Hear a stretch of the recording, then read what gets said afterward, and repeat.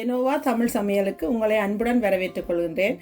இதுவரை எனது வீடியோக்களை பார்த்து ஆதரவு தந்து கொண்டிருக்கும் அன்பு உறவுகள் அனைவருக்கும் எனது மனமார்ந்த நன்றியை தெரிவித்துக் கொண்டு இன்று மீண்டும் உங்களுக்காக ஒரு புதிய சமையலோடு வந்திருக்கிறேன். இன்று நான் உங்களுக்காக எப்படி வீட்டிலேயே சாக்லேட் கேக் நீங்கள் இலகுவாக செய்யலாம் என்று செய்து காட்டப் போகின்றேன்.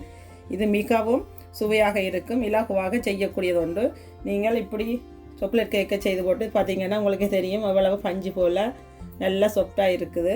இந்த கேக்கை நீங்கள் பிள்ளைகளுக்கு கொடுக்குறேன்னு சொன்னால் இப்படி நல்லா மெல்லிசா வெட்டி போட்டு கொஞ்சமாக நீங்கள் பட்டரும் ஐசிங் சுகரும் கொக்கோ பவுடரும் இப்படி மிக்ஸ் பண்ணிவிட்டு நீங்கள் இந்த கேக்கில் பூசி போட்டு இப்படி கொடுத்தீங்கன்னு சொன்னால் பிள்ளைகள் மிகவும் விரும்பி சாப்பிடுவினாம்.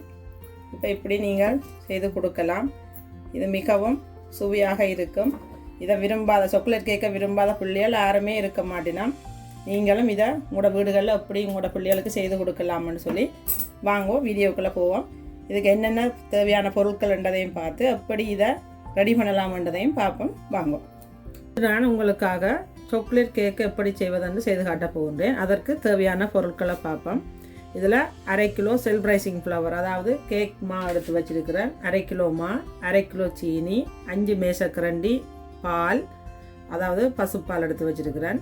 பசுப்பால் இல்லாதாக்கள் நீங்கள் டீக்கு போடுற மாவை கரைச்சி 5 மேசக்கரண்டி அளவு பால் எடுக்கலாம். அடுத்தது பேக்கிங் பவுடர் 3 தேக்கரண்டி, ஒரு பாதி தேசிப்புளி, அரை போத்தல், இந்த போத்தலில் அரை போத்தல் வெனிலா, அடுத்ததாக 5 மேசக்கரண்டி கொக்கோ பவுடர், மற்றது 8 முட்டை எடுத்து வச்சுருக்கிறேன். இவ்வளவுதான் இதற்கு தேவையான பொருட்கள். இப்போ இதை எப்படி செய்கிறதுன்னு சொல்லி பார்ப்போம். சாக்லேட் கேக் அடிக்கிறதுக்கு நான் இதில் 500 கிராம் மாவு எடுத்து வச்சுருந்தேன். இப்போ இந்த 500 கிராம் மாவுக்கு இதை நாங்கள் இந்த கொக்கோ பவுடரை போடக்கூடாது. இந்த மாவில் இருந்து நாங்கள் போடுற அளவு கொக்கோ பவுடரை வெளியில் எடுத்துட்டு தான் இந்த கொக்கோ பவுடரை போடணும். அப்போ இதால் 5 மேசக்கரண்டி கொக்கோ பவுடர் எடுத்தேன் நான். அப்போ இந்த இதில் இருந்து 5 மேசக்கரண்டி அளவு மாவை நான் வெளியில் எடுக்க போகிறேன். 2, 3, 4, 5 மேசக்கரண்டி அளவு மாவளியில் எடுத்து போட்டுட்டேன். இப்போ இந்த மாவளியில் எடுத்துட்டேன். இந்த கொக்கோ பவுடரை இதுக்குள்ளே போடுறேன். கூடவே இந்த எடுத்து வச்சுருக்கிற பேக்கிங் பவுடர் 3 தேக்கரண்டி பேக்கிங் பவுடரையும் இதுக்கு போட்டு இப்போ நான் இதை அரிச்சு எடுக்க போகிறேன். இப்போ கொக்கோ பவுடர், பேக்கிங் பவுடர், இந்த மா 3ஐயும் இந்த அரிதட்டில் போட்டு நான் அரிச்சு எடுக்க போகிறேன். அரிச்சு எடுத்தால் தான் நல்லா கட்டி ஒன்றும் இல்லாமல் இருக்கும். இதை அரிச்சு எடுப்போம். இதில் பேக்கிங் பவுடர், மா, கொக்கோ பவுடர் 3ம் அரிச்சு எடுத்தாச்சு. இனி நாங்கள் கேக் அடிக்க தொடங்க போகிறோம். எடுத்து வச்சுருக்கிற பட்டரை நாங்கள் கேக் அடிக்க போகிற பாத்திரத்தில் எடுத்து போட போகிறோம். ரூம் டெம்பரேச்சருக்கு வர விட்டுட்டு தான் இந்த பட்டரை போடணும். அப்போ தான் ஈஸியாக உங்களுக்கு குயிக்காக கரையும். இப்போ நான் இதை வெளியே எடுத்து வச்சுருந்த வழியாக நல்லா சாஃப்டாக வந்துட்டுது. இப்போ எல்லாத்தையும் இதை உள்ளுக்க போட போகிறேன். பட்டர் எல்லாம் போட்டாச்சு. இதுக்குள்ளே இந்த பட்டருக்குள்ளே எடுத்து வச்சுருக்கிற 1/2 கிலோ சீனியையும் போட்டு நாங்கள் இதை அடிக்க போகிறோம். இப்போ இதை பீட்டரால் அடிக்க போகிறேன். இதை குறைஞ்சது ஒரு 5 நிமிஷத்துக்கு அடித்து போட்டு தான் நாங்கள் முட்டை போட்டு அடிக்க தொடங்க போகிறோம். நாங்கள் ஒரு 5 நிமிஷமாக இந்த கேக்கை அடிச்சிட்டோம். இப்போ முட்டையை எடுத்து 2 முட்டையாக இந்த கேக் மிக்சருக்கு விட போகிறேன். முதல்ல முட்டையை ஒரு பாத்திரத்தில் ஊற்றி பார்த்து நல்ல முட்டையோடு பார்த்துட்டு தான் விடணும். இப்போ 2 முட்டையும் நல்ல முட்டை இப்போ இதுக்குள்ளே போட்டு அடிக்க போகிறேன். ஒவ்வொரு முட்டையும் போட்டுட்டு ஒரு 2 நிமிஷம் அடிச்சுட்டு அப்படியே தொடர்ந்து 8 முட்டையும் போட்டு அடிக்க போகிறோம். இப்போ இதை அடிக்க போகிறோம். இதில் பட்டர், சீனி, முட்டை 3 பொருட்களையும் நல்லா அடித்து எடுத்துட்டோம்.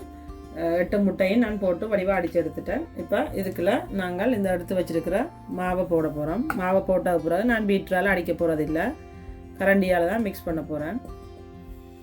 எல்லாம் இதுக்கு போட்டாச்சு. இப்போ இது ஒருக்கா இந்த கரண்டியால் நாங்கள் எல்லா இடமும் வடிவாக கலந்து விடணும். இப்போ மாவெல்லாம் போட்டு வடிவாக கலந்து விட்டாச்சு. இந்த டைமில் நாங்கள் எடுத்து வச்சுருக்கிற இந்த பாலையும் கொஞ்சம் கொஞ்சமாக விட்டு கலந்து விடுவோம். மிச்சம் இருக்கிற பாலையும் நான் விட போகிறேன். இந்த பால் விடாய்க்க ஃப்ரிட்ஜில் இருந்து எடுத்த உடனே விடக்கூடாது. அப்படி ஃப்ரிட்ஜில் இருந்து எடுத்த உடனே நீங்கள் விட போகிறீங்கன்னு சொன்னால் அதை லேசாக ஒருக்கா இந்த குளிர் போவு மட்டும் சூடாக்கிட்டு தான் நீங்கள் விடணும். அப்போ தான் நல்லா இருக்கும். பால் எல்லாம் விட்டு கலந்துட்டோம். இப்போ இந்த இதுக்கு இருக்கிற வெனிலாவையும் விட்டு கலந்துட்டு கூடவே இந்த தேசி புளியையும் நான் இதுக்கு புளிஞ்சு விட போகிறேன். இந்த விட்ட வெண்ணிலாவையும் தேசி புளியையும் நல்லா ஒருக்கா கலந்து விடுவோம். கேக்கு வந்து ரெடி ஆகிட்டுது. இதுக்குள்ள நான் இன்றைக்கி கஜு பிளம்ஸ் ஒன்றும் போடலை. நான் பட்டர் கேக் செய்யும்போது கஜு பிளம்ஸ் எல்லாம் போட்டுனான். இதுக்குள்ள நான் போட இல்லை. இப்போ நான் இந்த கேக் அடிக்க தொடங்கிக்கே நான் வந்து எங்களோட வீட்டு அவனை வந்து நான் ஆன் பண்ணி வச்சேன் லேசான சூட்டில். இப்போ நாங்கள் இதை கேக் ட்ரேயில் ஊற்றி பேக் பண்ண போகிறோம். கேக் ட்ரேயில் பேக்கிங் பேப்பரை போட்டுட்டு நான் இந்த அடித்து வச்சுருக்கிற மிக்சரை வந்து இதுக்குள்ளே ஊற்ற போகிறேன்.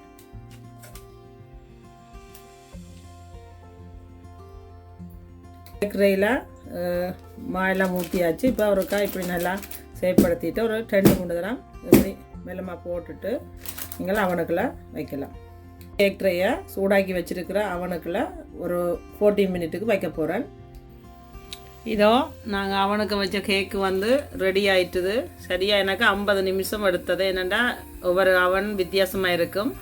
அப்போ அதெல்லாம் இப்போ நான் இதை வெளியில் எடுக்க போகிறேன். அவனை ஆஃப் பண்ணிட்டு இதோ நாங்கள் செய்த சாக்லேட் கேக் வந்து ரெடி ஆகிட்டுது. நல்லா சாஃப்டாக பஞ்சு மாதிரி வந்திருக்கு. இப்போ இது சூடாக இருக்குது. நான் இன்னும் ஒரு அரை மணித்தியாலத்தில் இருந்து ஒரு மணித்தியாலம் வரைக்கும் ஆற வச்சுட்டு தான் இதை வெட்ட போகிறேன். நான் வெட்டினது பிறகு உங்களுக்கு காட்டுறேன் எப்படி இருக்குன்னு சொல்லி. இதோ நான் உங்களுக்காக செய்த நல்ல பஞ்சு போல் சூப்பரான சாக்லேட் கேக் வந்து வீட்டிலையே நாங்கள் ரெடி பண்ணிட்டோம். இது மிகவும் இலகுவான ஒரு ரெசிபி. இந்த பட்டர் கேக் நான் எப்படி உங்களுக்கு செய்து காட்டினோ அதே போல் தான் இந்த சாக்லேட் கேக்கும் நாங்கள் செய்திருக்கிறோம். தனியாக அந்த கொக்கோ பவுடர் போடுறதுக்கு பதிலாக நீங்கள் மாவை வெளியில் எடுக்கணும். அவ்வளவுதான் இதுக்கும் அந்த பட்டர் கேக்குக்கும் உள்ள வித்தியாசம். இதை பார்த்தீங்கன்னு சொன்னால் உங்களுக்கே தெரியும் எவ்வளவு பஞ்சு மாதிரி நல்லா சாஃப்டாக இருக்குது. நல்லா காற்று மாதிரி இருக்குது கேக்கு. இதை நீங்களும் உங்களோட வீடுகளில் செய்து சாப்பிட்டு பாருங்க. இந்த வீடியோ பிடிச்சிருந்தால் லைக் பண்ணுங்க, உங்களோட ஃப்ரெண்ட்ஸுக்கெல்லாம் ஷேர் பண்ணுங்க. இதுவரை எனது சேனலை சப்ஸ்கிரைப் செய்யாதாக்கள் சப்ஸ்கிரைப் செய்து கொள்ளுங்க. கூடவே பெல் பட்டனையும் தட்டி விடுங்க. மீண்டும் இன்னும் ஒரு புதிய சமையலுடன் சந்திக்கும் வரை நான் உங்கள்